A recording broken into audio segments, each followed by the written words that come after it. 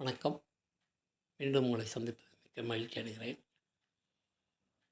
Daily India முழுவதும் ஏதாவது ஒரு இடத்துல ஏதாவது ஒரு கோயிலுக்கு கும்பாபிஷேகம் பண்ணிக்கிட்டே இருக்காங்க. இந்த கும்பாபிஷேகம்ன்ற வார்த்தைக்கு இணையான ஆங்கில சொல் இருக்கா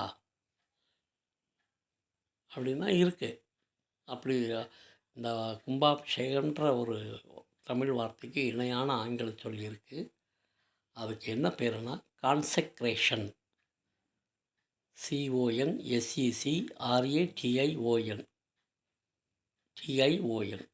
ப்ளீஸ் ரெஃபர் த டிக்ஷனரி கொஞ்சம் ரெஃபர் பண்ணிக்கோங்க. கான்சக்ரேஷன் அப்படின்னா குடமுழுக்கு, கும்பாபிஷேகம் அப்படின்னா தமிழில் சொல்கிறேன் பார்த்தீங்களா.